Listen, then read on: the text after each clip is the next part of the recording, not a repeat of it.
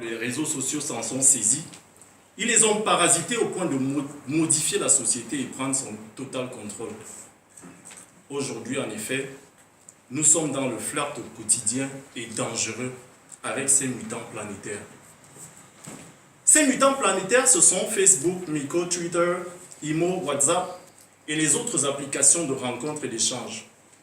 Désormais, c'est chacun sur son desktop, sur son laptop ou dans son téléphone Android qui se projette dans un monde de vastes mers virtuelles. Ainsi, adolescents, adultes, vieillards, hommes et femmes, blancs et noirs, ils sont.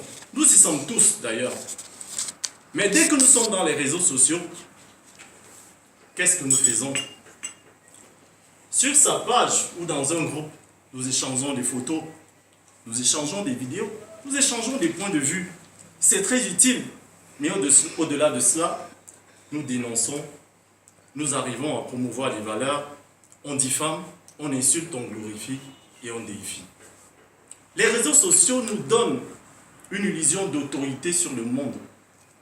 Nous sommes les nouveaux commandants du monde.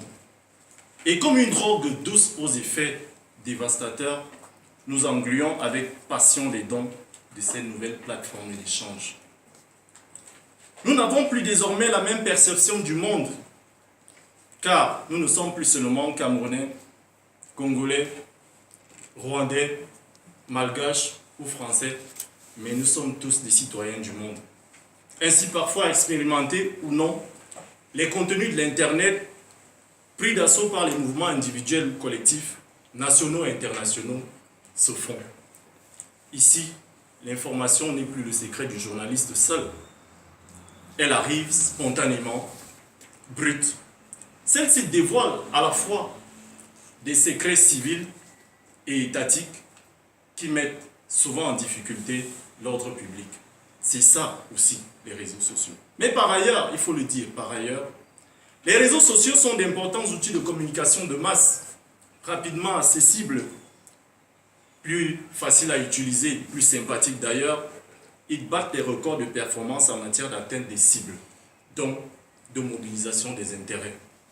Chers amis Toastmasters, avec les réseaux sociaux, les contacts se nouent, d'ailleurs sans protocole, déclinant très souvent au passage les profils professionnels des utilisateurs qui les amènent souvent à avoir leur bonheur professionnel.